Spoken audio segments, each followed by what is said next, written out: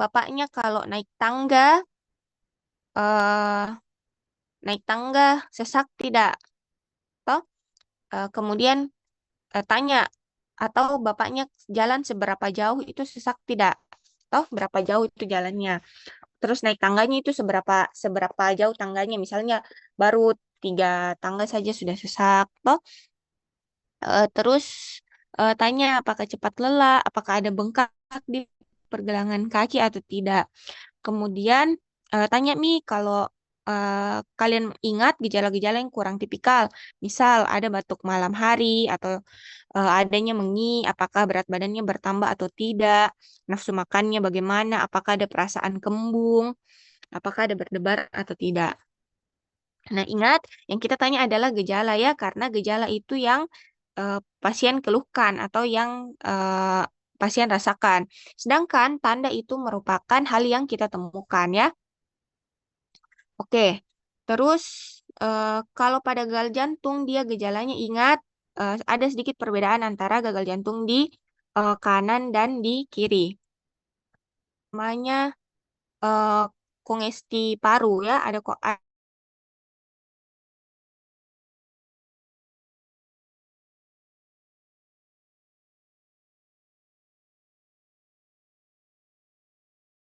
edema perifer, kemudian JVP-nya meningkat, kemudian dia ada terasa penuh ya karena dia ada asites.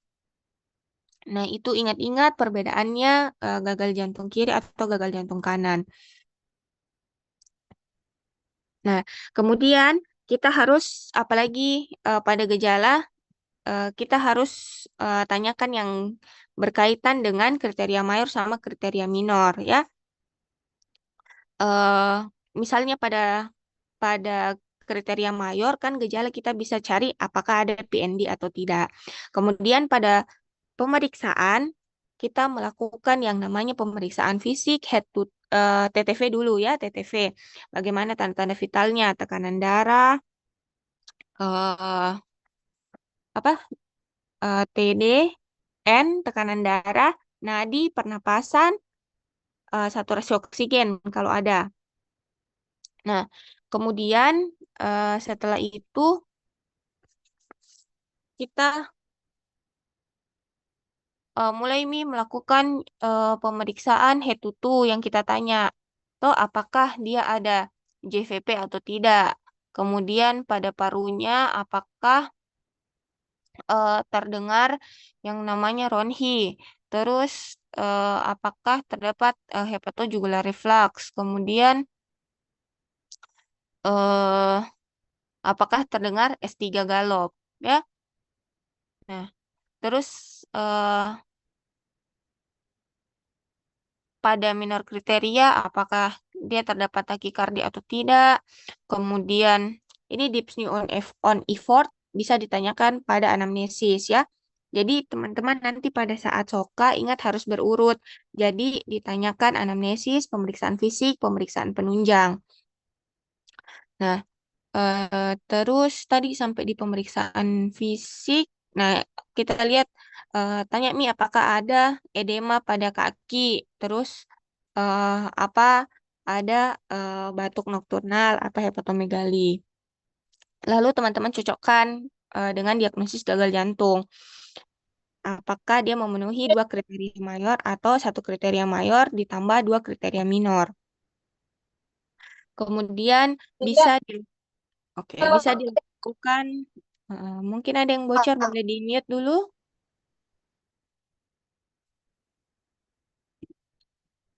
Oke. Teman-teman yang titik-titik boleh dikasih nama ya, soalnya kan kita sama-sama di sini kasih nama semua. Terima kasih.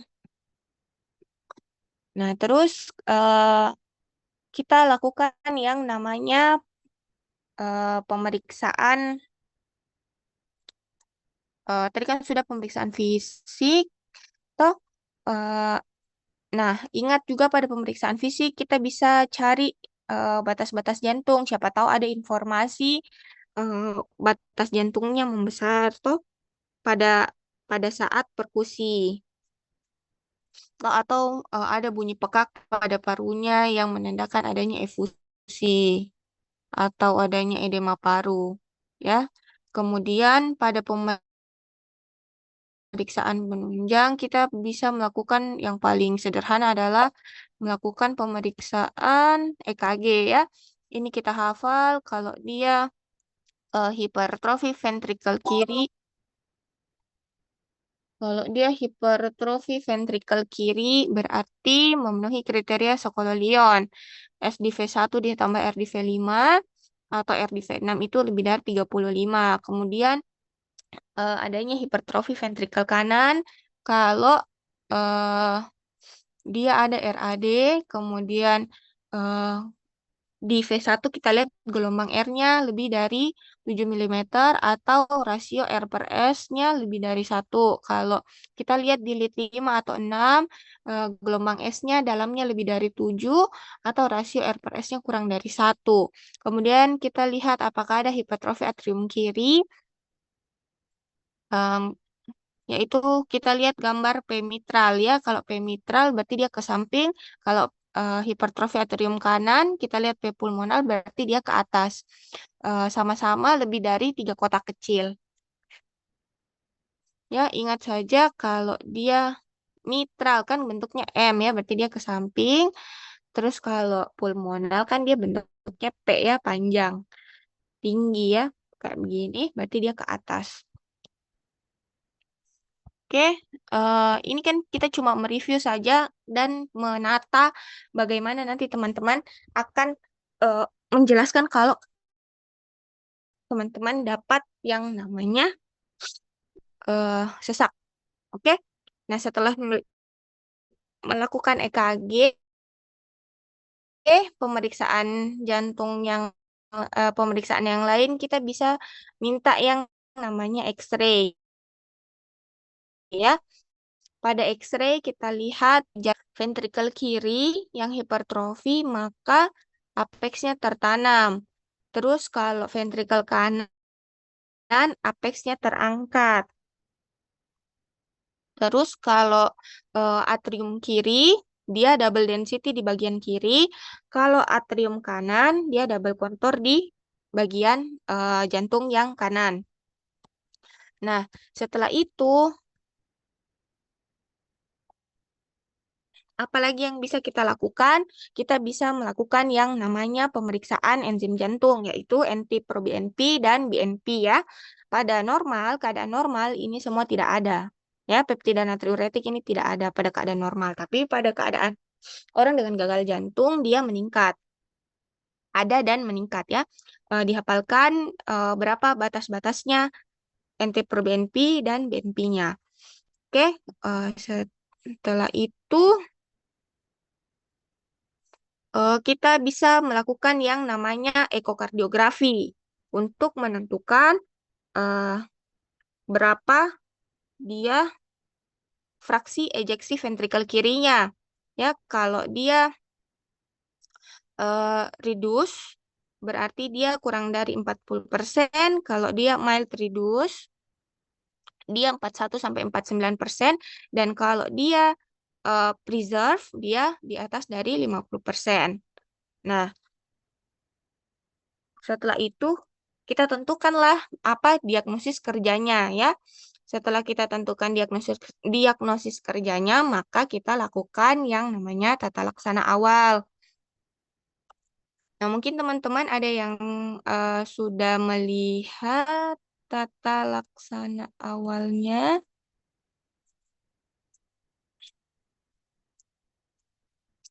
Oke, mungkin teman-teman sudah melihat ada yang pakai tata laksana awal, ada yang pakai oksigen dengan ada yang tidak pakai oksigen.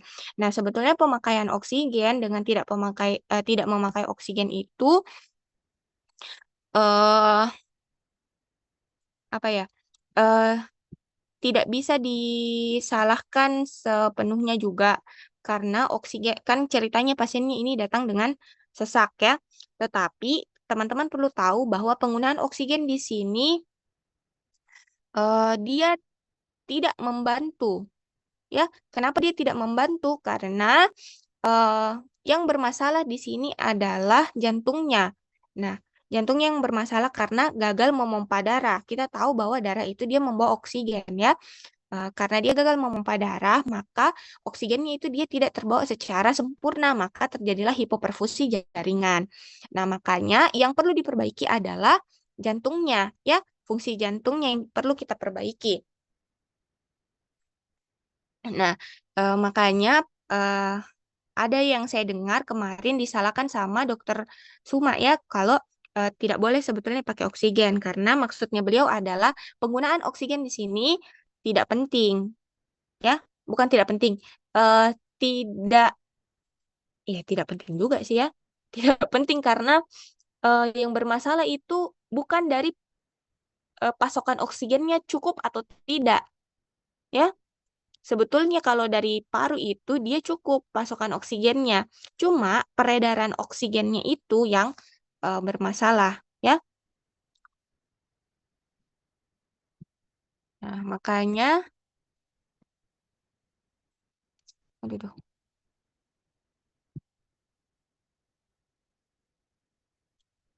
Makanya dia perlu, oh ini modul nyeri dada semua nih. Oh ini modul sesak napas.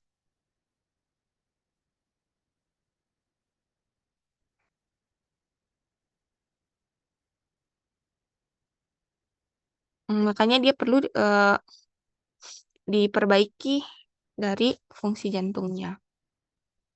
Nah, sebelum kita melangkah ke terapi, kita harus tahu dulu kira-kira apa yang kita mau cari pada pemeriksaan penunjang, ya.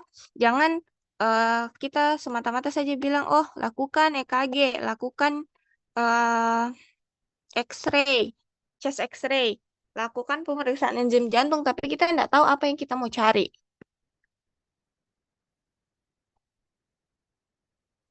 Aduh, tidak ada lagi di sini. Tunggu nah.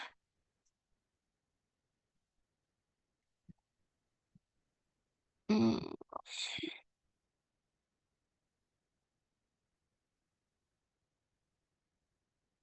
yang diperlihatkan saja kayaknya skenario G sama EKG. Dia baca EKG-nya sampai sampai tuntas farmakologinya.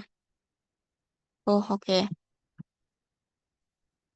Guys, kalau biasanya Soka itu skenarionya lengkap atau masih ada yang ditanya ke dokter?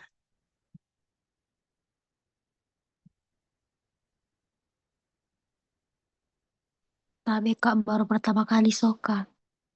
Oh, baru pertama kali Soka ya? Kalau Soalnya dari Kak, senior bagaimana katanya?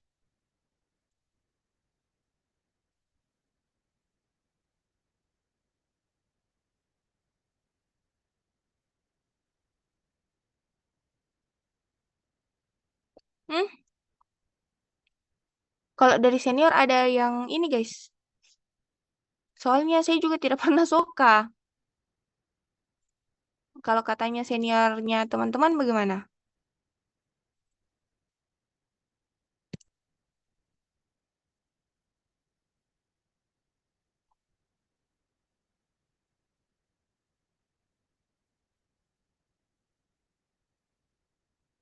tapi Kak sementara ditanya. Oh iya, coba di. Oke, oke. Ini dia gagal jantungnya. eh Apa terapinya dan apa yang mau kita lihat, teman-teman lihat dulu ini dia sebetulnya apa yang bermasalah ya, apakah dia systolic dysfunction kah atau dia diastolic dysfunction.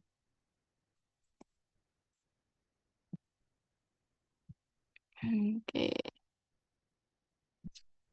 dia systolic dysfunction kah atau dia diastolic dysfunction. Oke, terus nah yang perlu kita ketahui ini siapa tahu dia ada penyakit-penyakit yang mendasari. Nah, kalau dia terganggu sistoliknya, artinya dia tidak bisa memompa. Bagus. Kalau dia diastoliknya yang terganggu, berarti artinya dia tidak rileks jantungnya. Maksudnya bagaimana tidak bisa memompa? Maksudnya dia adalah ada gangguan dari kontraktilitas. Nah, gangguan kontraktilitas apa contohnya? Bisa karena infak miokard, bisa karena volume overload, akibat dari penyakit jantung katup atau kardiomiopati dilatasi. Nah, makanya yang pada saat Soka kemarin saya bertanya kan, ini dia benar gagal jantung tapi karena apa ya? Nah, atau dia terjadi peningkatan dari afterload-nya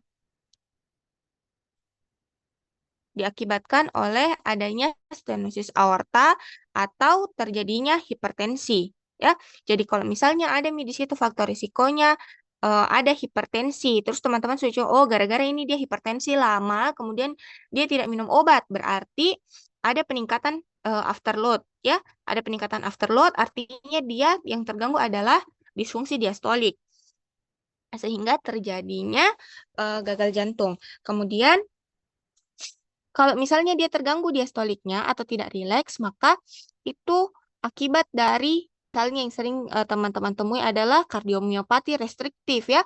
Artinya apa? Kalau kardiomiopati restriktif, dia tidak bisa dilatasi secara sempurna ya. Namanya saja restriktif, dia eh, kayak kaku. Artinya dia tidak bisa eh, arti apa? Mengembang sempurna. Oke, atau adanya left ventricular hypertrophy. Nah, kenapa bisa ada left ventricular hypertrophy bisa bikin dia disfungsi diastolik? Karena kalau dia hipertrofi, kan dia menebal tuh dinding jantungnya. Nah, kalau menebal, otomatis eh, bilik jantungnya itu dia semakin mengecil ya. Tempatnya itu semakin mengecil karena dindingnya semakin tebal. Makanya dia tidak bisa mengembangnya bagus, tidak maksimal. Oke? Nah, siapa tahu nanti teman-teman disuruh jelaskan eh patofisiologinya. Oke, jadi kalau misalnya ada terjadi gagal jantung kiri, ya. Kalau misalnya ada gagal jantung kiri, eh maka dia akan terjadi yang namanya penurunan cardiac output. Ya, kenapa? Karena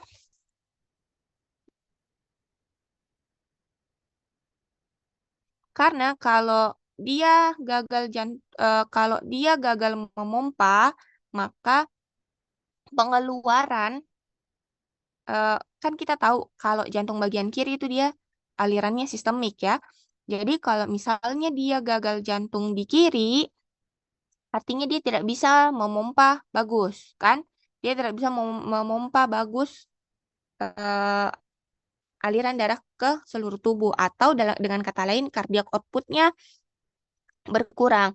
Nah, kalau cardiac outputnya berkurang, toh kalau dia menurun itu apa volume darah yang keluar, cardiac output itu kan volume darah yang keluar ya. Jadi kalau dia menurun itu darah yang keluar atau terjadi gagal pemumpaan, maka akan terjadi yang namanya hipoperfusi dari jaringan. Karena kenapa? Karena kan dia gagal memompa. Toh, nah, gagal memompa ini kita bisa bilang sistolik. Toh, nah, karena dia gagal memompa. Oke, kita ambil contoh misalnya infak ya. Misalnya dia infak. Nah, kalau dia infak kan berarti otot-otot di bagian jantung itu dia kan mati. Nah, kalau otot-ototnya mati, otomatis dia tidak bisa melakukan kontraksi. Makanya terjadi penurunan cardiac output. Ya, penurunan cardiac output, volume darah yang keluar dari ventrikel kiri itu menurun. Makanya dia tidak bisa darahnya itu tersebar ke sistemik secara bagus. Oke, mungkin pada keadaan yang biasa-biasa saja, yang tidak memerlukan aktivitas berlebihan, dia masih bisa dipenuhi kebutuhan oksigennya. Tapi Kalau misalnya dia sudah melakukan aktivitas ya, aktivitas kan kita tahu kalau kita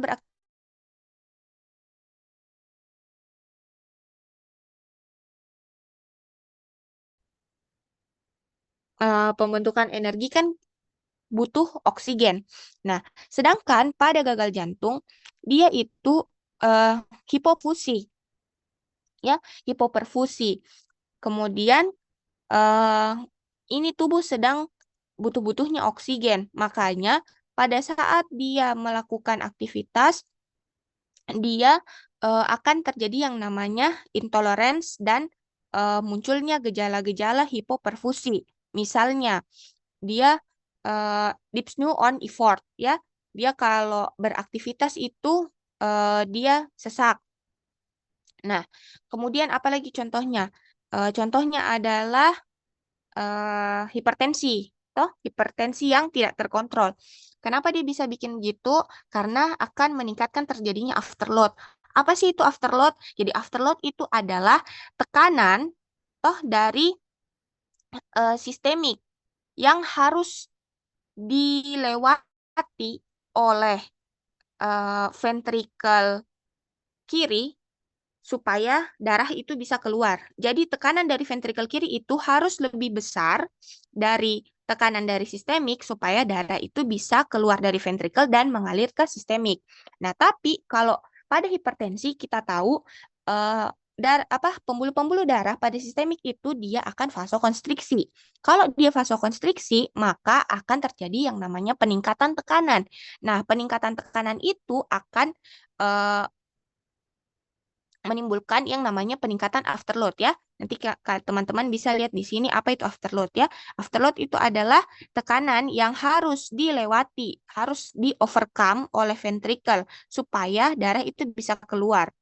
Nah, pada saat hipertensi, tekanan dari sistemik itu terlalu tinggi, melebihi tekanan yang bisa bisa eh, dilawan oleh ventrikel kiri. Makanya karena ventrikel kiri tidak cukup kuat untuk melawan tekanan afterload yang tinggi ini, maka dia akan terjadi yang namanya penurunan dari cardiac output. Ya, penurunan dari cardiac output kembali lagi berarti dia hipoperfusi. Oke?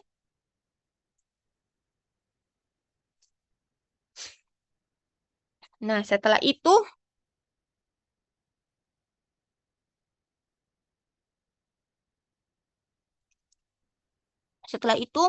eh, kenapa bisa terjadi pulmonary congestion?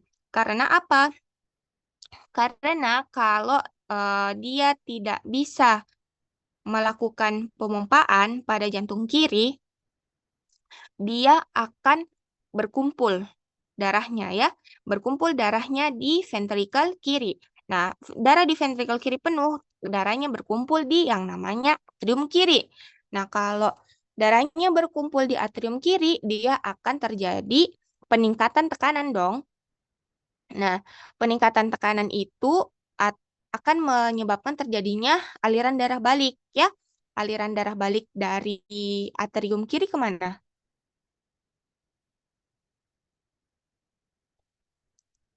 Ke vena Pul- ya, oke, ke vena pulmonalis ya. Vena pulmonalis dia ke pulmo kan. Makanya dia akan aliran darah balik itu lama-lama dia bertumpuk. Makanya akan terjadi yang namanya kongesti paru. Nah, kalau dia sudah terjadi adanya penumpukan darah di paru, maka jelas dia akan mengganggu yang namanya pertukaran gas. Karena apa? Karena darah-darah itu dia mengisi yang namanya alveolus dan bronkus. Kita tahu kalau alveolus dan bronkus itu gunanya untuk pertukaran gas, ya. Makanya pada saat diisi diisi darah tersebut, dia tidak bisa melakukan pertukaran gas dengan baik. Nah, hingga terjadi yang namanya tanda-tanda dari hipoksia ya dan sianosis. Makanya dia nanti akan terlihat kebiruan, kemudian dia akan susah napas ya, sesak napas. Nah, terus kalau misalnya lama-lama di situ darahnya nanti akan meningkatkan permeabilitas ya. Tekanan hidrostatiknya meningkat, akan terjadi yang namanya edem paru. Nah, kalau edem paru artinya cairannya itu diam di paru atau ngendon ya, dia diam di situ di paru, maka akan terjadi eh, ini nih semua. Dia akan batuk-batuk dengan sputum yang berwarna putih, kemudian dia ada ortopnu, dan ada yang namanya PND. Nah, kenapa bisa dia muncul yang namanya PND ya, paroxysmal nocturnal dyspnea? Karena pada saat dia berbaring, kan eh, pada saat eh, dia berdiri, pada saat dia beraktivitas, pada jantung kirinya, toh pada ventrikel kirinya itu dia berusaha melawan tekanan dari sistemik ya, apalagi ada gravitasi. Toh dia harus melawan itu tekanan supaya sampai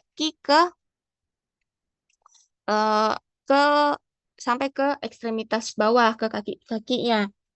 Nah, sedangkan pada saat dia ortopnu atau PND, pada saat dia berbaring atau pada posisi supine itu, maka aliran darah atau peredaran darah itu dia kembali menjadi normal. Ya, makanya karena kembalinya peredaran darah normal yang tiba-tiba, maka muncullah namanya paroxysmal nocturnal dyspnea. Makanya dia tiba-tiba eh, terkaget bangun karena sirkulasinya membaik. Nah, jadi ceritanya dia bangun kaget itu karena dia sirkulasinya tiba-tiba membaik, makanya eh, dibilang paroxysmal nocturnal dyspnea.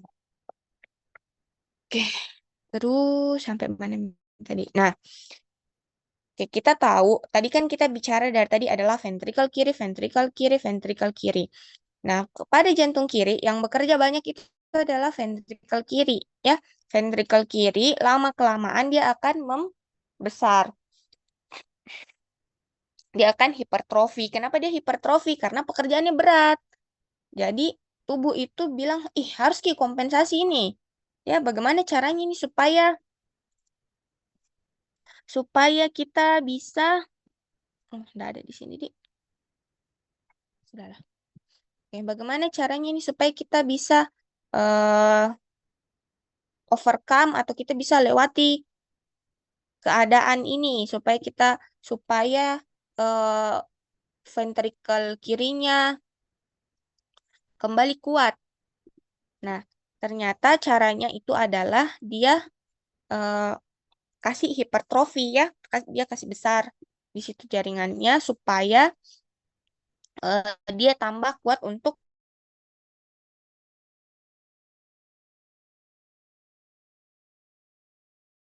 kalau misalnya lama-kelamaan dia eh, hipertrofi di sini, toh kemudian ada juga penumpukan darah di ventrikel kiri, maka eh, apa atrium kiri juga harus berusaha kasih kosong dirinya dan bikin darah itu mengalir mengalir ke ventrikel kiri. Makanya kadang-kadang pada gagal jantung kiri juga akan terlihat atrium kirinya dia terjadi hipertrofi juga karena atrium kiri juga berusaha, ih bagaimana ini saya harus kasih kosong diriku, ini darah harus masuk ke ventrikel kiri, jadi saya harus kerja lebih keras. Nah, makanya dia ikut-ikutan jadi hipertrofi. Nah, jadi yang kita harapkan pada eh, gagal jantung kiri itu adalah left ventricular hypertrophy. Kayak begitu. Nah, diikutilah tadi dengan tanda-tanda pada EKG dan tanda-tanda pada eh apa tadi? Tanda-tanda pada Enzim jantung. X-ray. X-ray, enggak, X-ray. Kalau enzim jantung kan dia pasti meningkat ya. Enzim jantung itu pasti meningkat pada eh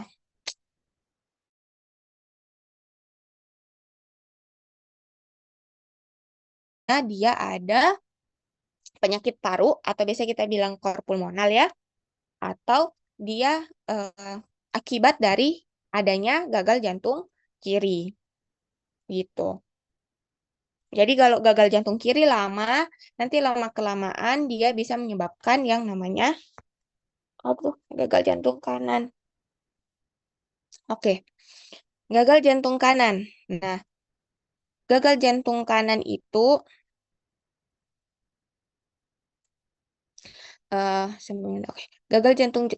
Gagal jantung kanan itu bisa menyebabkan terjadinya kongesti dari jaringan atau organ di perifer. Kenapa bisa begitu? Karena kan kita tahu kalau ventrikel kanan itu dia memompa darah ke mana?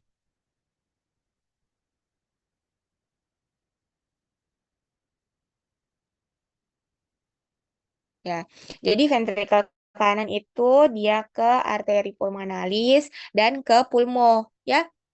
Karena dia terjadi kegagalan memompa darah ke pulmo, artinya darah-darah yang dari vena cava itu menumpuk di ventrikel kanan, ya. Kita tahu darah-darah dari vena cava itu superior dan inferior itu adalah dari sistemik, ya, dari perifer. Makanya kalau misalnya dia gagal memompa keluar, otomatis darah yang mau masuk ke ventrikel kanan itu dia terganggu. Nah, di sini juga di atrium kanan juga terganggu. Dia menumpuk juga. Nah, menumpuk juga ini sampai di sini juga menumpuk dari vena-vena cava. Toh? Makanya dia akan terjadi yang namanya kongesti dari jaringan perifer karena dia eh, terjadi penumpukan penumpukan darah. Nah, makanya kalau lama-kelamaan dia akan terjadi yang namanya edema dan adanya asites, ya. Kalau asites kan dia di mana? Di perut, Kak. Ya, di perut, ya. Nah, makanya kalau dia terjadi asites, itulah yang muncul pada gejala dari gagal jantung. Makanya dia eh, terasa begah, toh terasa kenyang terus. Kalau dia terasa kenyang terus, ya makanya dia anoreksia, nggak mau makan. Nah, kalau dia ada edema, berarti eh, itu juga karena kongesti, toh. Makanya dia merasa ada peningkatan berat badan. Nah, terus eh, dia akan terjadi yang namanya kongesti dari saluran pencernaan. Nah, kalau terjadi kongesti saluran pencernaan, salah satunya itu bisa terjadi yang namanya eh, kongesti di liver, toh vena portanya. Nah, makanya terjadi gangguan pada liver. Kalau kongesti di GI tract yang lain bisa terjadi anoreksia sampai weight loss karena dia merasa begah. Oke, sekarang kenapa terjadi peningkatan enzim-enzim jantung? Nah, jadi ceritanya pada saat gagal jantung itu dia akan terjadi yang namanya eh, respon-respon dari respon-respon dari apa? Respon-respon dari neurohormonal, ya. Respon-respon dari neurohormonal misalnya adalah pembentukan dari angiotensin toh RAA sistem. Kenapa dia bisa terjadi begitu? Karena adanya hipoperfusi. Dia bilang, ih, aduh, sedikit sekali oksigen di sini. Saya harus kasih eh, kasih tingkatkan lagi oksigen di sini. Bagaimana caranya? Ya dia kasih yang namanya vasokonstriksi. Toh dia tingkatkan perfusi jaringan dengan cara vasokonstriksi dengan harapan supaya tekanan darahnya meningkat sehingga darahnya bisa sampai ke perifer-perifer jaringan, bisa sampai ke ginjal juga. Makanya aktiflah yang namanya RAA sistem. Oke, selanjutnya sudah aktif nih respon-respon neurohormonal. Maka eh, ada juga dia namanya aktivasi dari eh, hormon antidiuretik hormon ya ADH untuk menjaga atau eh, apa terjadinya retensi cairan dan garam supaya terjadi peningkatan dari tekanan darah. Nah, ceritanya kalau misalnya sudah terjadi ini semua, ini dia tidak bagus untuk jantung, ya. Dia tidak bagus untuk jantung karena eh, akan menambah parah yang namanya kondisi gagal jantungnya. Nah, jadi jantung itu dia pintar, dia bikin yang namanya eh, NT-proBNP sama BNP. Jadi NT-proBNP sama BNP itu dia muncul kalau jantung itu dalam keadaan stres. Ya, kan ceritanya dia ini dalam keadaan stres tuh disuruh kita pompa terus. Nah, itu dia stres. Makanya dia muncullah enzim-enzim yang namanya eh, natriuretic peptide ya. Nah, di mana NT-proBNP ini hanya muncul pada saat kondisi jantungnya stres. Nah, oke. Kalau sudah muncul ini NT-proBNP sama BNP itu nantinya akan menyebabkan yang namanya vasodilatasi. Nah, jadi ada satu satu tempat di tubuh kita itu dia bikin yang namanya vasokonstriksi, harus perfusinya bagus. Nah, tapi di sisi lain jantung ini bilang, "Ih, tunggu dulu, capek, Kak. Jangan kepaksa, Kak." Nah, jadi dia bilang, "Ih, saya kasih keluar ini NT-proBNP sama BNP untuk vasodilatasi kayak gitu." Ya. Makanya muncullah itu yang namanya enzim-enzim jantung. Oke. Nah, ini juga jangan lupa kalau misalnya bisa terklasifikasi gagal jantungnya, ingat diklasifikasikan gagal jantungnya. Toh, kalau dia A, tidak ada pi apa-apa, masih normal. Ya, kalau dia stadium A, tidak ada apa-apa, masih normal. Terus kalau dia stadium B, sudah ada kelainan struktural tapi tidak bergejala. Kalau dia stadium C, dia sudah bergejala. Toh, namanya kalau sudah bergejala pasti nih ada kelainan struktural. Sedangkan kalau dia D itu dia gejalanya sudah muncul pada saat istirahat. Ya, jadi kalau C itu munculnya masih pada saat beraktivitas, kalau D itu dia pada saat istirahat. Kemudian NIHA. Nah, kalau dia klasifikasi NIHA, kalau kelas 1 itu dia aktivitasnya masih normal. Terus kalau kelas 2 aktivitasnya itu eh, gejalanya muncul kalau aktivitas berat. Ya, kalau kelas 3 gejalanya muncul kalau aktivitas ringan. Sedangkan kalau kelas 4 itu dia walaupun sudah diberi obat tetap muncul gejalanya. Atau biar istirahat muncul gejalanya. Oke, terus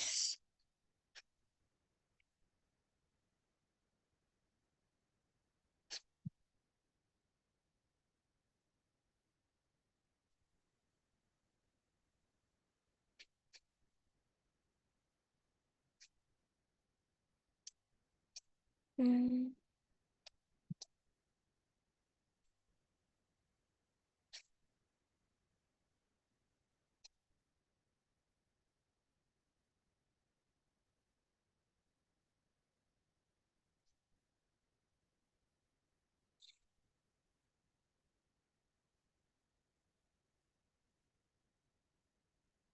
terus apa lagi ya? Tata laksana.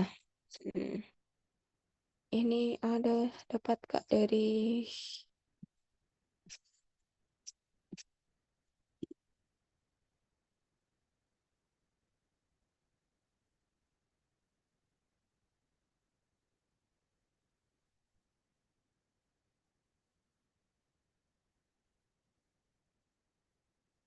Ini dapat Kak dari seniormu.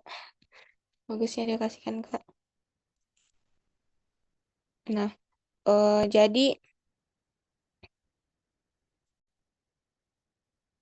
oke jadi eh kita kita bisa berikan yang namanya S inhibitor. Nanti teman-teman baca sendiri eh apa-apa yang sering dipakai itu contohnya adalah captopril ya, 6,2 setengah gram 3 kali 1. Dia itu untuk mengurangi tekanan darah. Kenapa bisa mengurangi tekanan darah? Namanya saja S inhibitor ya, angiotensin secreting enzyme inhibitor ya. Secreting, converting enzyme inhibitor. Jadi dia menghambat enzim yang mengkonversi angiotensin 1 ke angiotensin 2. Nah, kita tahu angiotensin 2 itu adalah bentuk aktifnya. Jadi S inhibitor tuh bekerja di situ. Nah, kenapa bisa biasa orang bilang pakai S inhibitor atau ARB? Nah, ARB itu eh, tempat kerjanya juga di RAH system, yaitu di angiotensin reseptor blocker ya. Dia memblok reseptor dari angiotensin itu. Sampai mana tadi? Ya, blok reseptor angiotensin sehingga dia tidak bisa menyebabkan terjadinya vasokonstriksi. Nah, atau kalau dia terjadi vasokonstriksi, dia akan terjadi yang namanya peningkatan tekanan eh, total peripheral total total peripheral resistance ya TPR. Dia kalau TPR-nya meningkat, blood pressure juga meningkat ya. Eh, kita tahu toh blood blood pressure itu rumusnya blood pressure TPR dikali stroke volume ya. Makanya dia dikurangi TPR. Dia tidak menyebabkan vasokonstriksi sehingga TPR-nya menurun, maka tekanan darahnya menurun. Nah, setelah itu diberikan beta blocker. Nah, eh, beta blocker ini untuk apa? Dia blok reseptor beta, ya. Dia blok reseptor beta. Kita tahu reseptor beta itu banyak di jantung. Gunanya apa? Gunanya untuk eh, menurunkan kerja jantung, ya, supaya dia tidak terus tidak terus berkontraksi. Ya, dia menurunkan kontraksi jantung, makanya diberikan beta blocker. Terus untuk apa diberikan diuretik? Dia untuk mengurangi dari edemanya, ya. Kan dia tadi ada kongesti. Kita tahu kalau ada kongesti maka akan terjadi edema. Nah, makanya saya bilang kalau saya kadang-kadang tidak kasihkan oksigen karena sebetulnya yang bikin dia eh, sesak napas itu adalah edema parunya. Maka segera diberikan furosemid untuk mengurangi edema. Gitu.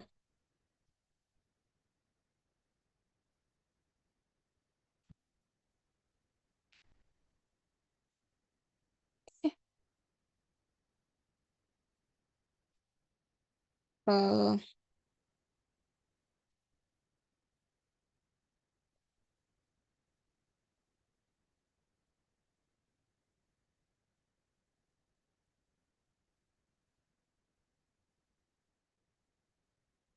eh,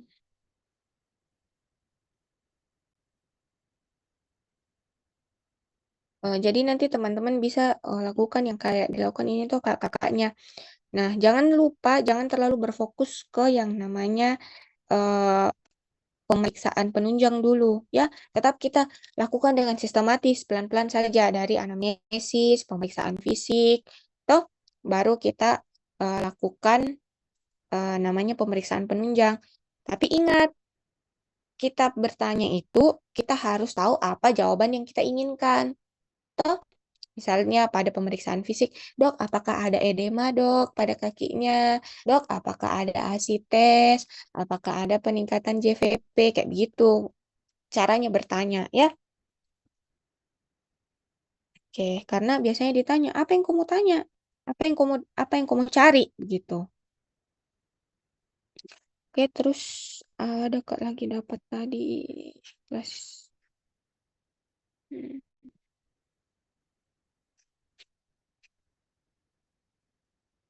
Oh, sama. Jangan lupa tata laksana non farmakologinya adalah stop merokok, batasi batasi asupan eh, intake cairannya atau intake cairannya kurang dari 2 liter. Kemudian eh, diet garamnya itu kurang dari 2 gram ya, atau setengah sendok teh.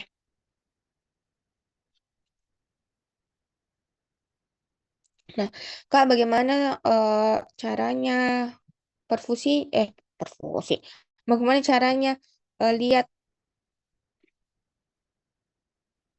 bagaimana caranya lihat dia terapinya. Nah, pada gagal jantung akut itu eh, cara lihat bagaimana pemberian terapinya adalah kita lihat ini dia kelompokkan dulu profilnya apa ya. Dia warm dry kah, warm wet kah, atau cold wet kah, atau cold dry ya. Jadi yang patokannya kita untuk warm atau cold itu adalah perfusinya. Bagaimana kita tahu perfusinya? Kita tanya apakah ada akral dingin atau tidak ya. Terus kemudian bagaimana kita tahu dry dengan wetnya? Kalau dry dengan wetnya kita bisa tahu dari apakah ada edema atau tidak ya. Ada edema kah? Terserah edemanya di mana. Mau di kaki kek, mau asites kek, mau di paru kek ya. Itu berarti ada edema.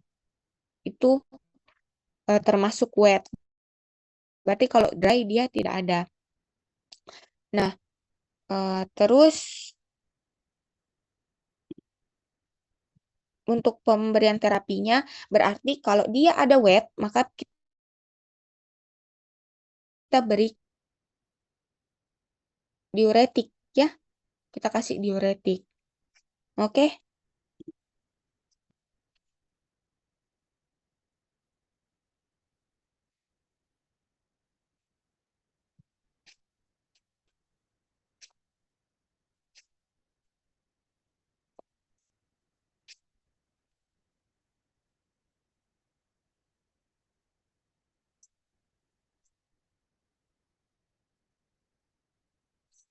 itu gunanya kita tahu ininya. Kita kasih diuretik. Terus ada juga yang katanya skenario. Pernah saya lihat skenarionya itu yang tekanan darahnya eh, dia sampai keadaan shock. Jadi kalau keadaan shock itu kita perbaiki dulu shocknya. Toh kita kasih dulu inotropik ya. Nah ini dia kor pulmonal. Kalau kor pulmonal dia ujung-ujungnya adalah gagal jantung kiri ya. Jadi kita harus tahu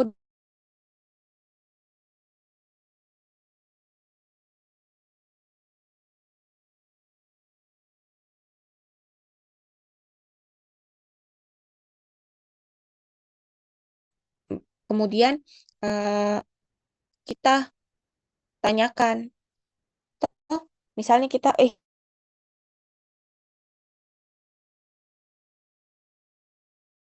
tanda-tanda gagal jantung kanan, ada peningkatan JVP,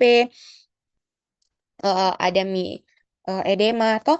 Nah, kemudian kita tanya riwayat riwayat penyakit sebelumnya.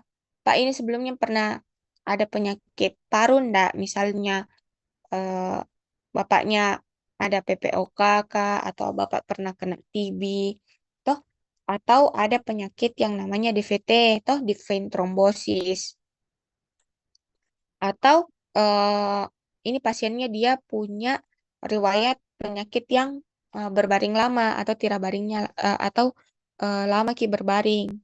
Nah,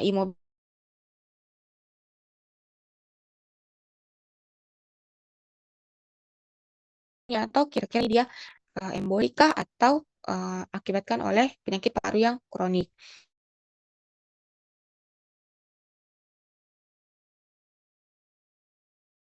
Akibat emboli paru yang akut itu biasanya dia datang dengan sesak yang tiba-tiba, ya. Sesak yang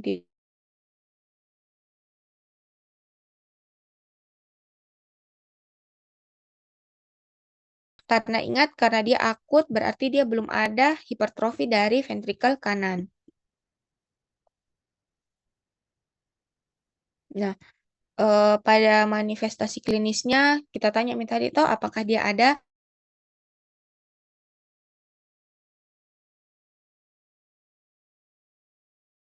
sudah baring lama, kemudian dia apakah ada tanda-tanda hipoperfusi, toh misalnya akipnu kah, dipsnu kah, atau ortopnu.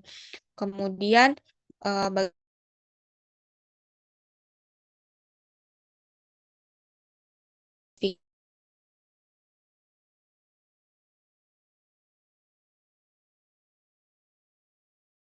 misalnya hepatomegali, eh, ada edema lah, dan peningkatan JVP. Nah, kemudian kita sudah cerita tadi gagal jantung kanan itu yang bekerja adalah ventrikel kanannya atau ventrikel kanan eh, yang mengalami hipertrofi ya. Maka pada gambaran EKG-nya, pada gambaran X-ray-nya kita berharap akan muncul yang namanya terjadinya RVH ya. Oke.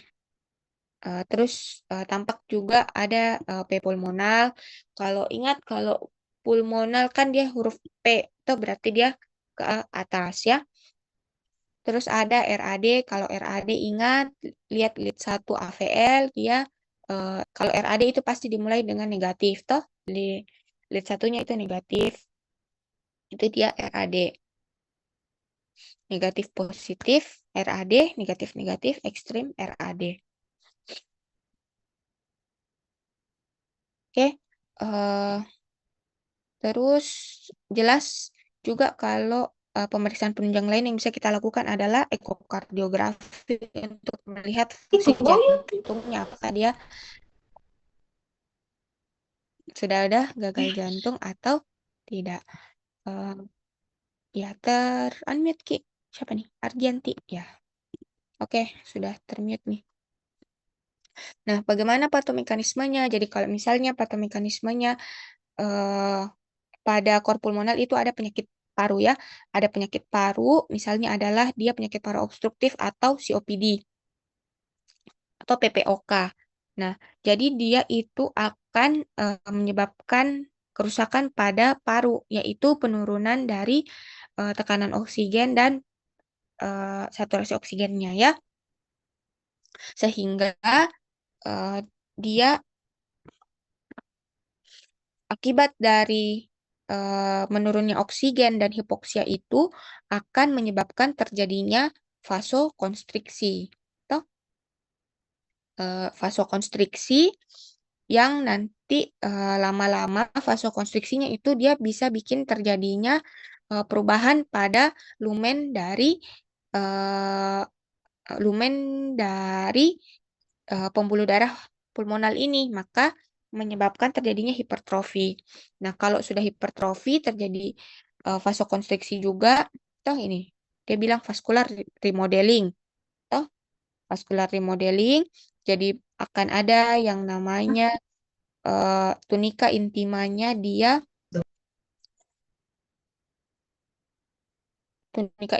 menebal dan tunika medianya hipertrofi sehingga memperparah terjadinya vasokonstriksi.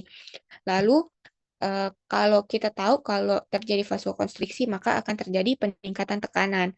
Nah, tekanan kalau misalnya di paru maka yang terlihat adalah min pulmonary arterial pressure-nya yang meningkat di atas 20 mm raksa. Maka akan terjadinya peningkatan tekanan eh, di ventrikel kanan. Toh, maka dia akan menyebabkan terjadinya overload sehingga terjadi disfungsi dari ventrikel kanan. Nah, ini toh karena di sini tinggi, ini ventrikel kanan tidak bisa kasih keluar darah ke sini. Toh, sehingga di sininya jadinya menumpuk. Nah, di sini menumpuk, di sini menumpuk, ya di sini sama di sininya menumpuk. Toh, makanya muncullah ini. Ya, oke. Kalau dia di atas menumpuknya jadi JVP meningkat, kalau dia meningkat apa menumpuknya di bawah maka terjadi edema tungkai, asita sampai hepatomegali. Nah,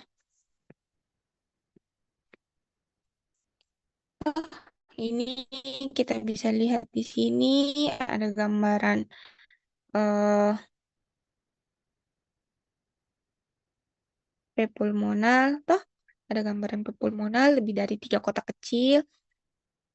Kalau 3 kotak kecil itu berarti lebih dari setengah kotak besar ya. Kalau ini kan dia tidak kelihatan kotak kecil, kotak besar. Intinya dia lebih dari setengah, maka muncullah pulmonal ya.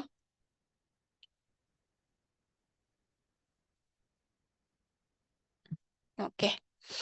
Nah, terus eh dia tampak juga di sini apexnya dia tertanam. Terus eh terus di sini dia tampak adanya pelebaran-pelebaran pembuluh darah sekitar hilus ya.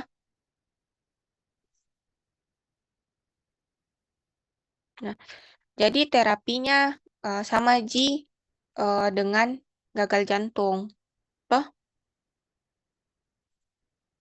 gagal jantung yang kanan. Terus apa tadi itu? Kor pulmonal sudah, gagal jantung, kardiomiopati. Oh iya, jangan lupa kalau gagal jantung itu dia bisa bikin ini ya, bisa bikin eh, komplikasi berupa aritmia. Toh, karena dia kan eh, karena dia pemompaannya dia tidak bagus, maka akan terjadi hambatan dari pengantaran pengantaran arus listrik jantung. Maka akan bisa terjadi yang namanya aritmia. Terus, oke. Nah, kemudian kardiomiopati.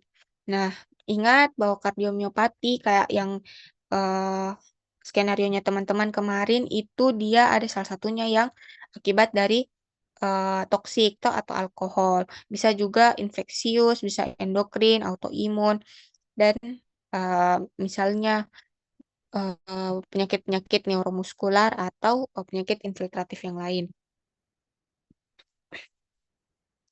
Jadi pintarnya teman-teman untuk menggali dari anamnesisnya.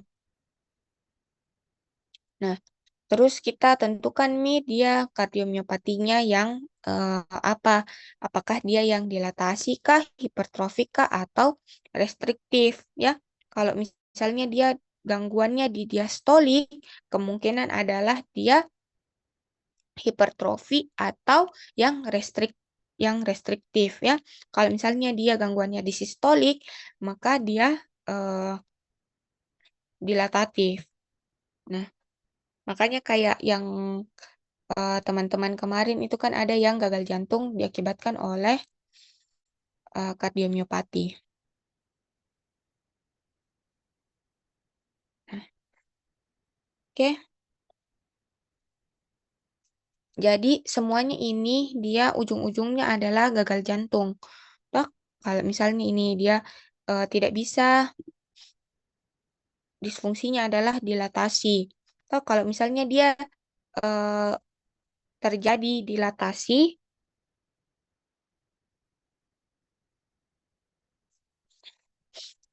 dilatasi, maka sistoliknya dia tidak bisa bagus. Toh, karena terlalu dilatasi. Misalnya, normalnya kan dia begini besarnya. Jadi, dengan misalnya ini, dengan tekanan 30 misalnya, dengan tekanan 30 dia bisa melakukan yang namanya kontraksi jantung yang normal ya. Kan sistolik itu dia kontraksi. Nah, sedangkan pada saat dia dilatasi, kan bentuk dari bilik jantungnya ini bertambah besar, toh begini. Sebesar ini dia jadinya sekarang. Jadi, kekuatan yang 30 itu tidak bisa melakukan kontraksi yang maksimal. Atau bahasa bayinya dia tidak bisa eh, tidak bisa mengosongkan ini ventrikel kirinya.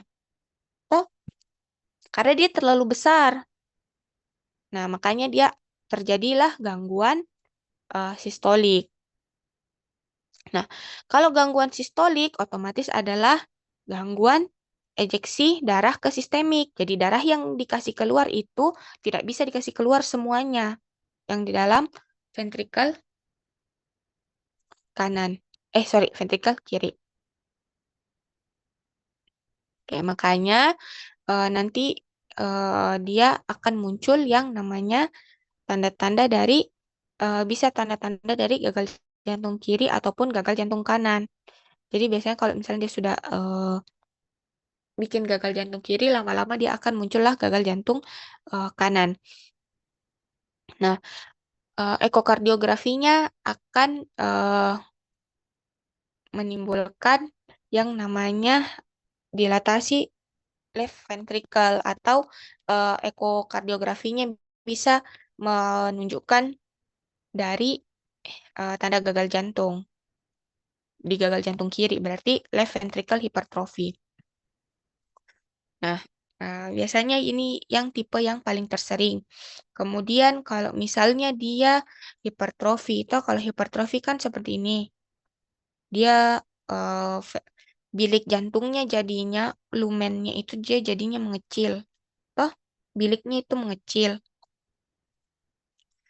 Nah, karena dia biliknya mengecil dan ada ini jaringan yang besar ini, toh hipertrofi ini, maka dia tidak bisa melebar, ya. Diastolik itu kan dia berdilatasi, dia tidak bisa berdilatasi dengan baik, tidak bisa melebar dengan baik. Makanya dia yang berpengaruh adalah disfungsi diastolik. Begitu pula yang restriktif. Kalau restriktif itu dia biasanya karena fibrosis, ya. Kalau fibrosis kan dia kaku, makanya dia tidak bisa mengembang. Nah, eh,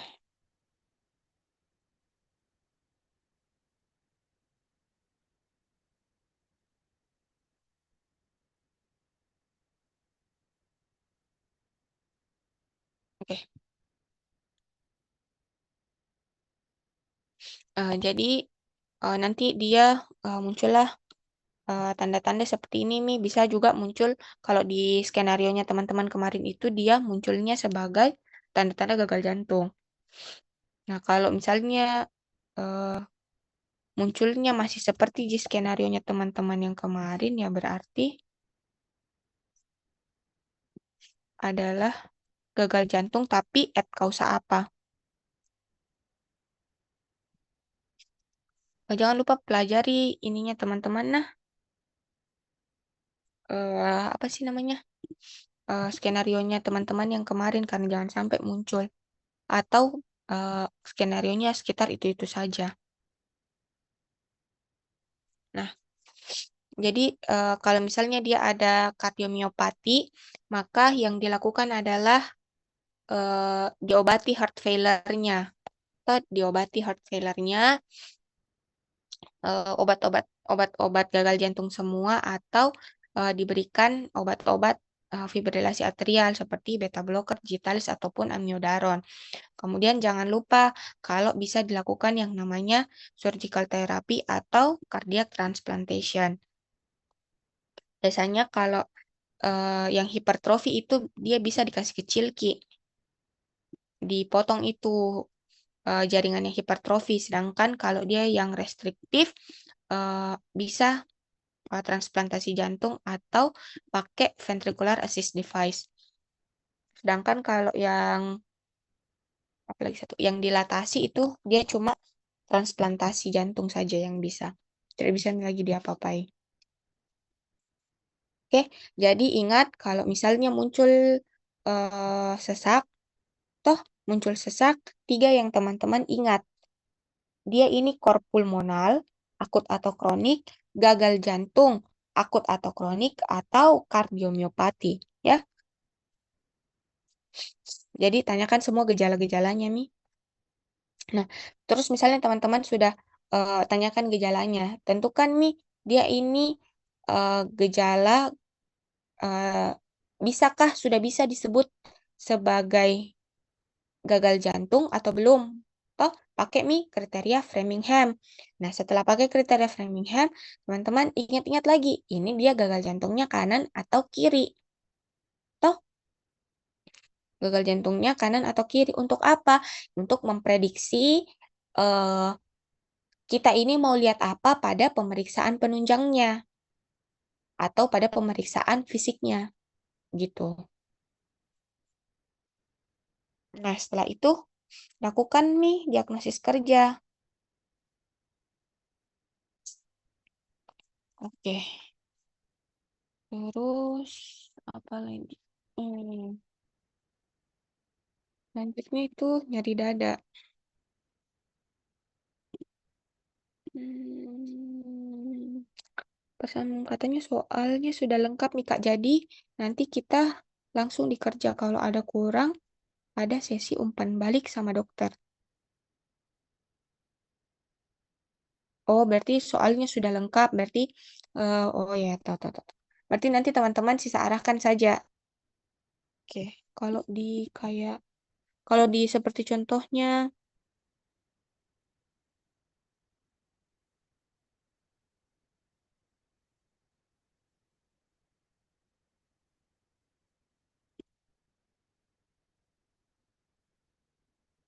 eh, kalau seperti contohnya eh, punyanya kakak-kakaknya kalian itu dia cuma ini saja sih, cuma cuma skenario seperti eh Minnesota-nya teman-teman skenarionya. Ya, jadi coba dibaca-baca lagi karena kan terapinya itu saja. Cuma hati-hati pada saat cocokologi patofisiologinya. Toh jangan sampai dia diakibatkan oleh hipertensi. Jadi nanti kalian jelaskan dari bagian hipertensinya. Toh atau kalau misalnya dari kardiomiopati berarti kalian jelaskan dari bagian kardiomiopati sehingga menyebabkan gagal jantungnya kayak gitu. Dia lengkap-lengkap Ki. Kalau misalnya dia gagal jantung karena kardiomiopati ya disebut berarti ini dia gagal jantung apa? Atau akut atau kronik.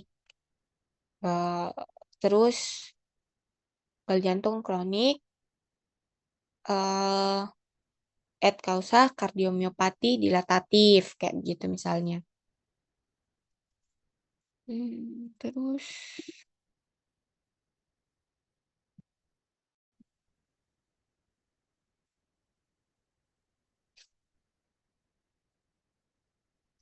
tidak ada di sini di anuku.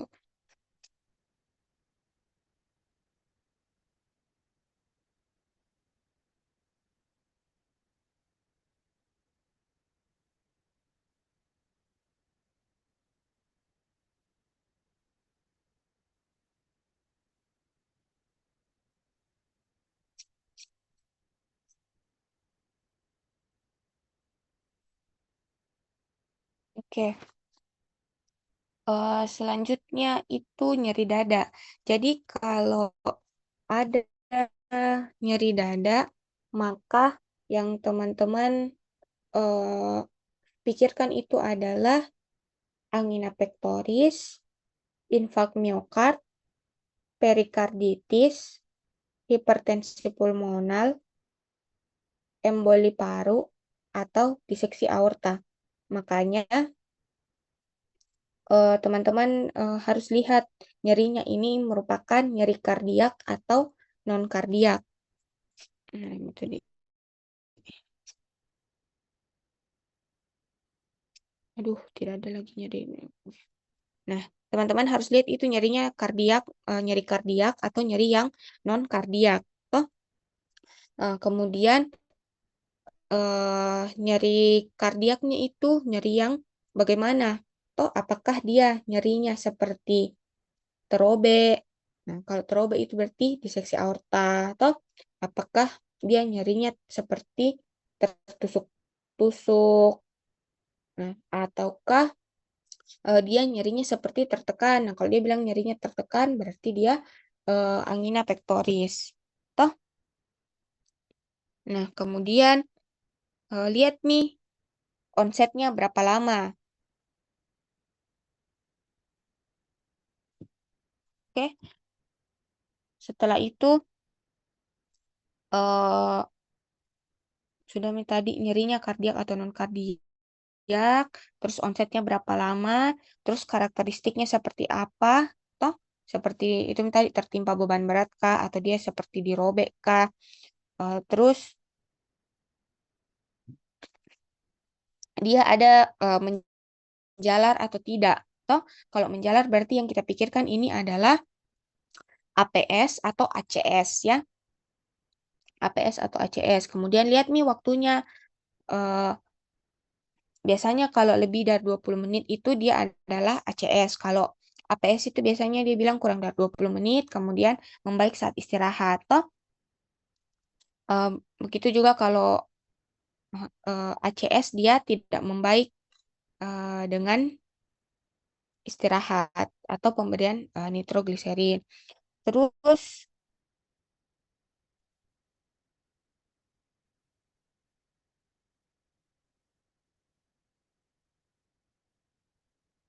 oke.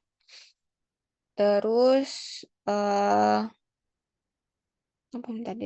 Terus lihat nih faktor-faktor resikonya atau umurnya berapa, apakah ada hipertensi, apakah ada penyakit sistemik lain, dislipidemi, DM atau riwayat PJK atau dia riwayat infak sebelumnya.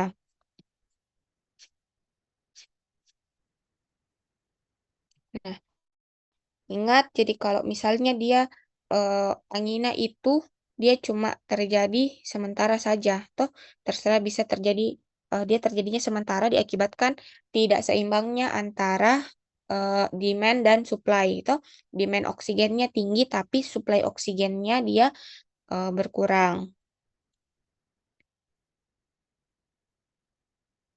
Nah, makanya eh, terjadilah yang namanya nyeri dada. Nah, ini untuk patofisiologinya. Jadi kalau stable angina itu dia kalau misalnya terjadi peningkatan demand. Nah, terjadi peningkatan demand itu pada saat apa? Misalnya pada saat peningkatan aktivitas toh pada saat beraktivitas kah atau pada saat olahraga. Nah, makanya dia baru terasa sakit pada saat-saat peningkatan aktivitas. Toh jadi dia demand oksigennya meningkat tapi supply oksigennya berkurang. Nah, kemudian biasanya itu dia kadang-kadang disebabkan oleh vasospasme atau tadi mana?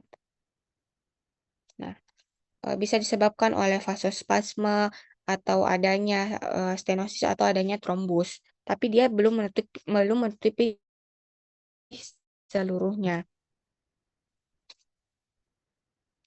Nah, kemudian kalau dia unstable angina berarti dia eh, sudah ada iskemia toh tapi belum sampai yang namanya infark. Nah, jadi dia baru stenosis, toh stenosis. Kemudian kalau enstemi, dia sudah mulai ada oklusi, toh tapi dia infarknya itu baru subendokardial. Jadi belum sampai seluruh lapisan otot jantung yang terjadi infark. Sedangkan kalau STEMI itu dia seluruh lapisan jantungnya, dia transmural infark. Kemudian setelah itu dilakukan nih pemeriksaan fisik. Toh pada pemeriksaan fisik itu tidak ada kelainan. Kalau misalnya eh, tidak ada komorbiditas lain. Lalu kita lakukan yang namanya EKG. Nah, EKG dilihat nih, kalau misalnya dia STEMI, maka akan terbentuk yang namanya gelombang khas STEMI berupa ST elevasi. Toh, mana itu ya? Ya, berupa gelombang-gelombang ST elevasi. Atau dia perubahan morfologi lain dari ST elevasi. Misalnya ada pikti, kemudian ada eh, gelombang Ki, atau ada T inversi. Kalau misalnya dia sudah lebih dari 2 minggu. Tapi biasanya kan dia munculnya sebagai ST elevasi. Terus kita bisa lakukan yang namanya pemeriksaan biomarker jantung. Nah, kalau pada ST elevasi jelas nih dia terjadi peningkatan biomarker jantung toh karena sudah ada yang namanya iskemia. Sudah ada yang namanya infark ya. Sudah ada yang namanya infark. Makanya biomarker jantungnya meningkat. Nah, terus kalau pada enstemi atau UAP, dia EKG-nya merupakan EKG non ST elevasi, yaitu ST depresi atau T inversi. Nah, ini T inversi atau ST depresi. Nah, terus bisa dilakukan juga penilaian biomarker jantung untuk membedakan antara UAP atau enstemi. Jadi kalau UAP kan tadi kita lihat dari patofisiologinya, dia belum ada yang namanya infark. Makanya belum ada peningkatan eh, enzim jantung. Toh? Nah, sedangkan kalau pada enstemi dia sudah ada infark, yaitu subendokardial infark. Makanya dia terjadi peningkatan enzim jantung. Peningkatan enzim jantung bisa apa saja, eh, tergantung. Tapi yang lebih diprioritaskan adalah troponin I. Itu karena dia itu lama dan eh, lama dia bertahan di dalam darah. Kemudian kalau yang misalnya kalau yang CKMB itu dia lebih sebentar. Ataupun yang mioglobin itu dia lebih sebentar. Terus yang penting lagi itu adalah pada EKG, teman-teman lihat ini nih, lokasi-lokasi infarknya dan arteri apa. Hmm, bukan saya punya ini. Oke, jadi teman-teman lihat nih lokasi infarknya. Misalnya kalau dia infark di, eh, ingat saja anterior, toh kalau anterior dia 4 suku kata berarti V3, V4 gitu. Kalau septal itu eh, septal toh 2 suku kata berarti V1, V2. Jadi kalau anteroseptal itu V1, V2, V3, V4 kayak begitu. Kemudian inferior itu 23 AVF, lateral itu 1 AVL, V5, V6. Jadi perhatikan baik-baik bagaimana bentuk EKG-nya dan eh, apa yang eh, pembuluh darah apa yang terganggu. Sampai mana tadi? Nah, ingat juga bahwa penyebab dari PJK ini dia ada yang penyebab aterosklerosis, ada yang penyebab non aterosklerosis. Toh, kalau aterosklerosis itu dia ada aterosklerosis, kemudian bisa terjadi ruptur sehingga muncullah trombus. Nah, trombus itu yang menyebabkan terjadinya stenosis hingga oklusi. Nah, ini masih stenosis ya, masih mengecil lumennya. Ini oklusi, sudah menutup secara sempurna. Nah, total occlusion ya. Kalau dia uh, stenosis berarti dia UAP atau enstemi. Kalau dia total berarti dia STEMI.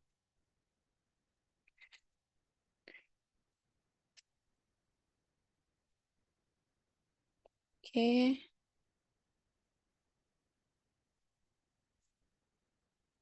Eh, nah, ini dia gambaran ST elevasi ya pada segmen-segmen inferior. Nih, oh, ST elevasi yang ini. Ini dia gambaran resiprokalnya atau gambaran bayangan cerminnya. Mana itu tadi ya?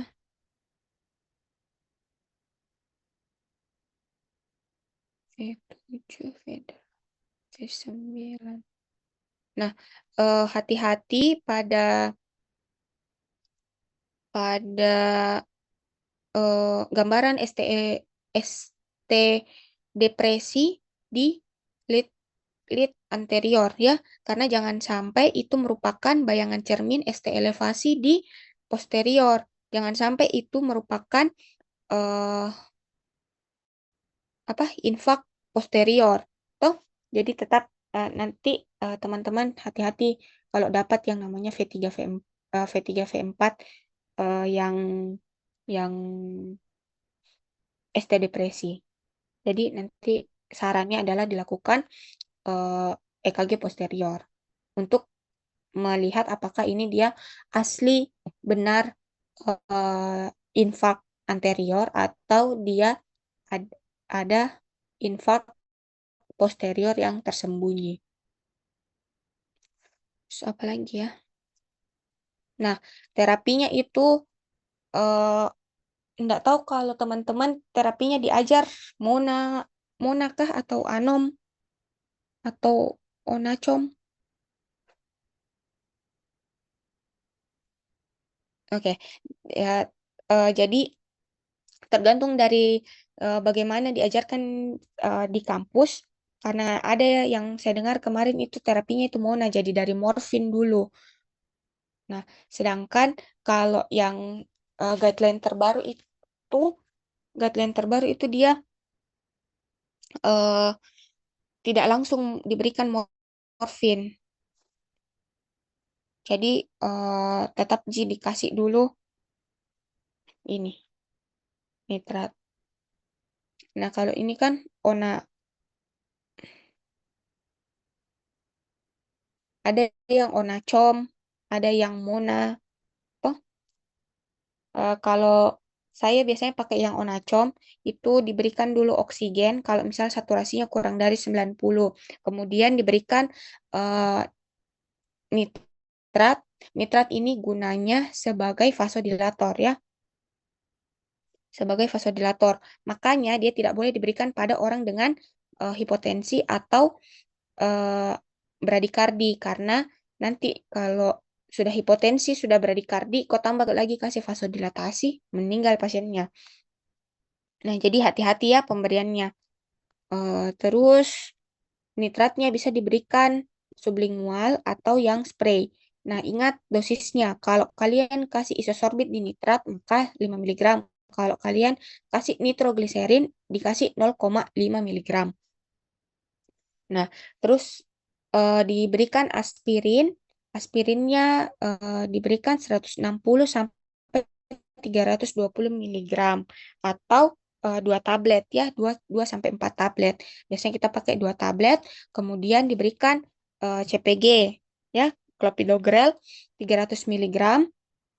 300 miligram itu berarti 4 tablet ya. Jadi 2 tablet aspirin dan eh, clopidogrelnya 4 tablet. Jadi diberikan dual antiplatelet. Ya, kalau ditanya dual antiplatelet itu apa? CPG sama aspirin. Nah, ini morfinnya untuk apa? Morfinnya kalau nitratnya tidak berfungsi eh, menghilangkan untuk menghilangkan nyerinya, ya.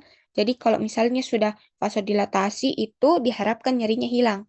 Makanya diberikan bisa diulang 3 kali dengan jarak 5 menit. Jadi kalau sudah diberikan 3 kali, maka selanjutnya bisa dilanjutkan dengan pemberian morfin 1 sampai 5 miligram intravena.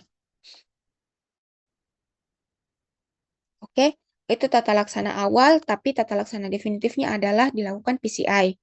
Ya, kalau misalnya eh, tidak ada atau jauh tempat tempat diberikannya PCI, maka diberikan yang namanya terapi fibrinolisis. Nah, ini yaitu streptokinase. Jadi kita melakukan penanganan awal, kemudian kita rujuk ke SPJP. Oke, tadi itu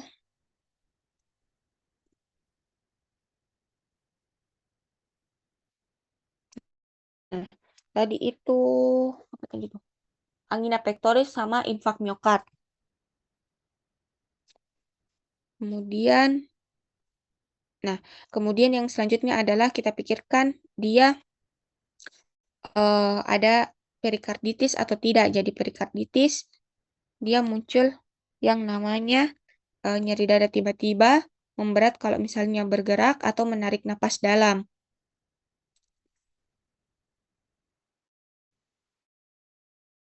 Kemudian ada sesak, batuk, hingga demam. Itu namanya saja perikarditis. Oke, itis-itis itu berarti demam.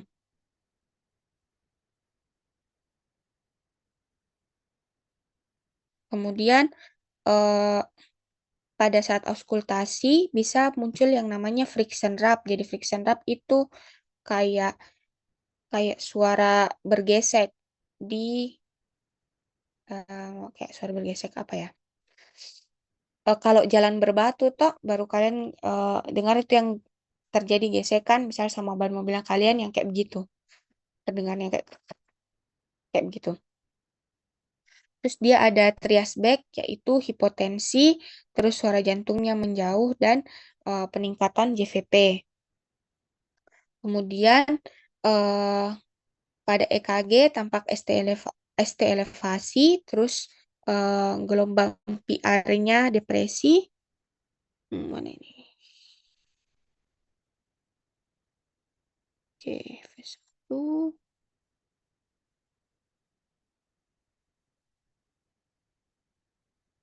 Nah, ini ya, PR-nya depresi. Ada V1 dan AVR.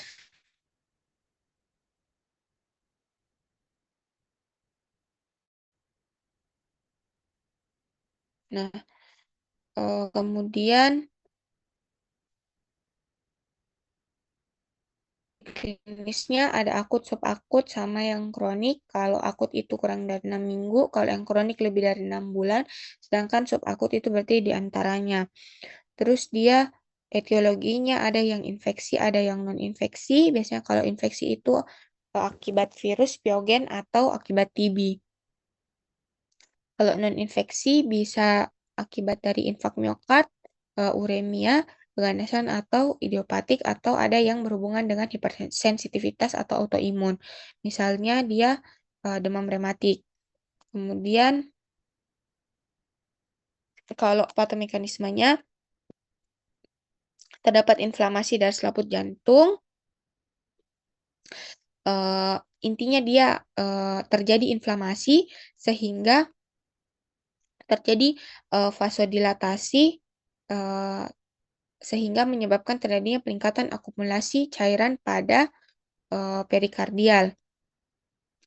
Lalu menyebabkan terjadinya peningkatan tekanan perikardial sehingga kerja jantungnya terganggu, lalu menyebabkan yang namanya proses fibrotik. Toh kita tahu kalau dia inflamasi, berarti eh, bisa menyebabkan terjadinya proses fibrotik. Kalau dia sudah terjadi proses fibrotik, muncul jaringan-jaringan fibrotik, maka yang harusnya eh,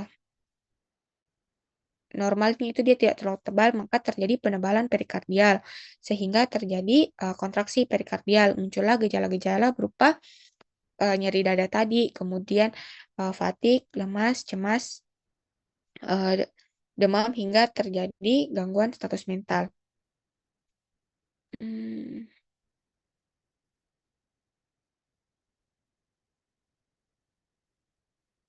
oke. Diberikan tata laksananya non-steroid anti-inflammation drug atau NSAID berupa ibuprofen 600 sampai 800 mg atau 3 kali sehari. Kemudian diberikan aspirin, lalu bisa diberikan indomethacin dan diberikan colchicine jika respon ONS tidak adekuat. Terus emboli paru, tadi kan kita sudah belajar emboli paru dan yang terakhir itu diseksi aorta. Jadi kalau diseksi aorta itu dia terjadi abnormalitas pada lapisan tunika intima media aorta yang diprovokasi oleh perdarahan intramural yang mengakibatkan terpisahnya lapisan intima dan media. Jadi kayak begini. Jadi dia tuh kayak lumen palsu, muncul lumen palsu. ya. Nah, ini terbentuknya true lumen dan false lumen. True lumen yang ini, false lumen ini yang baru terbentuk. Itu akibat eh, terpisahnya dari tunika intima dan media. Nah, etiologinya itu bisa akibat aneurisma, kemudian gangguan katup aorta atau bikuspid, coarctation aorta, pos penggantian katup aorta, kateterisasi jantung, operasi bypass, pemakaian kokain, atau adanya penyakit kolagen. Nah, ini nih saya bilang tadi gejala khas nyeri dadanya itu dia biasanya dia bilang tercabik-cabik ya, eh, atau seperti terobek. Makanya pada nyeri dadanya dilihat baik-baik, nyeri dadanya bagaimana? Apakah dia tertekan atau seperti terobek? Nah, kemudian lokasi nyeri dadanya itu menggambarkan dia ada di mana, terjadinya diseksi tersebut. Nah, ada yang nyeri dada, ada yang nyeri punggung, hingga sampai ke nyeri perut. Jadi tergantung di mana tempat terjadinya diseksinya. Terus ada keluhan lain, misalnya seperti sesak napas, sinkop, hingga defisit neurologis, iskemia atau infak miokard, ataupun gagal ginjal akut sampai iskemia ekstremitas bawah. Ya karena kenapa? Karena itu darah yang harusnya dia keluar memasuki true lumen dari jantung, dia harusnya ke sini toh ke true lumen. Tapi itu darah ternyata masuk ke false lumen, ke lumen yang palsu, sehingga terjadilah yang namanya hipoperfusi. Nah, hipoperfusi ujung-ujungnya apa? Ujung-ujungnya kalau hipoperfusi di paru, ya sesak napas, hipoperfusi di otak, sinkop, hingga defisit neurologis. Hipoperfusi di jantung, iskemia. Tuh, hipoperfusi di ginjal, gagal ginjal. Nah, sampai ke hipoperfusi ke ekstremitas bawah, iskemia ekstremitas bawah. Nah, pada fototoraks akan tampak dia mediastinumnya melebar, terus kontur aortanya dia melebar.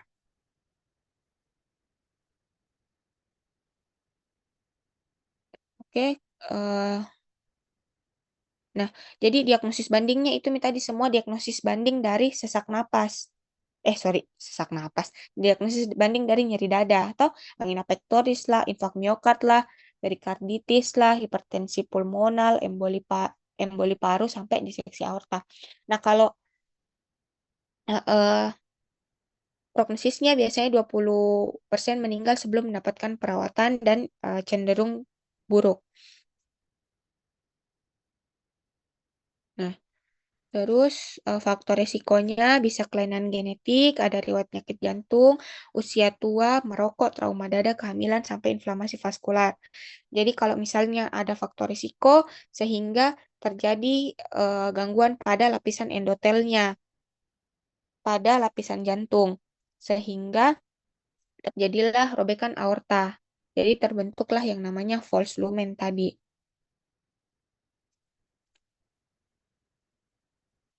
Oke, kemudian medikamentosanya diberikan antihipertensi dengan target tekanan darah di bawah 100/80 dan denyut jantung atau nadinya di bawah 60 kali per menit. Terus pembedahan tergantung dari lokasi anatomisnya.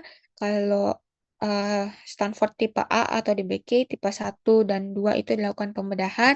Kalau tipe B itu tanpa komplikasi diberikan eh, medikamentosa, sedangkan kalau tipe B dengan komplikasi dilakukan pembedahan. Oke. Hmm, ya, itu saja. Jadi yang perlu teman-teman ingat, oh anom ya, kalian anom. Ya kan, kalau anom itu aspirin, nitrogliserin, eh, oksigen sama bukan oksigen, obat lain ini misalnya apa?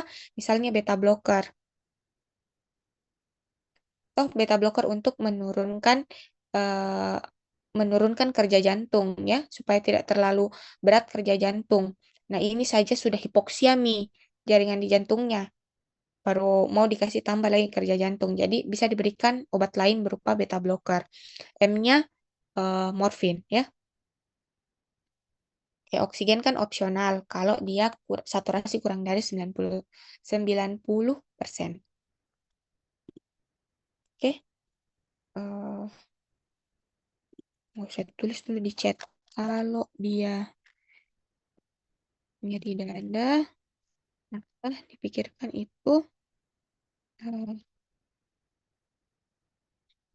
gagal jantung, akut atau kronik, for pulmonal akut atau kronik, dan idiopati. Terus, sorry, kok nyeri dada sih? Sak. Nah, terus kalau nyeri dada, yang dipikirkan itu angina pectoris, var, nyokap, eh, perikarditis, hipertensi pulmonar, emboli paru, sama diseksi aorta. Oke. Nah, kalau yang hipertensi pulmonar kan teman-teman baru dapat materinya toh kayaknya dekat-dekat ini. Jadi kalau dia hipertensi pulmonal itu mirip-mirip Ji atau mekanismenya dengan kor pulmonal. Cuma kalau kalau hipertensi pulmonal pasti terjadi pada kor pulmonal. Oh, jadi semua kor pulmonal itu pasti hipertensi pulmonal. Tapi tidak semua hipertensi pulmonal itu kor pulmonal ya. Jadi hipertensi pulmonal itu ya semua yang bisa menyebabkan terjadinya hipertensi pulmonal. Sedangkan kalau kor pulmonal pasti dia ada penyakit paru yang menyebabkan penyakit jantung. Nah, itu bedanya. Selebihnya patomekanismenya sama.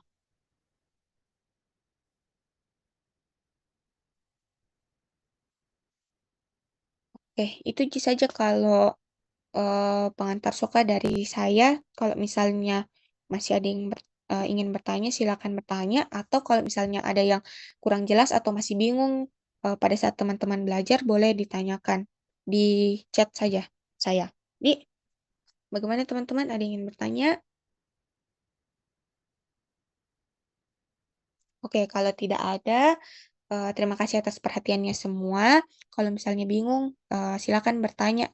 Terserah mau sama saya atau mau ke tutor-tutor yang lain juga boleh. Terima kasih atas perhatiannya. Eh, Kita tutup dengan doa kafaratul majelis. Subhanakallah wa bihamdika asyhadu an la ilaha illa anta astaghfiruka wa atubu ilaik. Terima kasih semuanya. Assalamualaikum. Waalaikumsalam.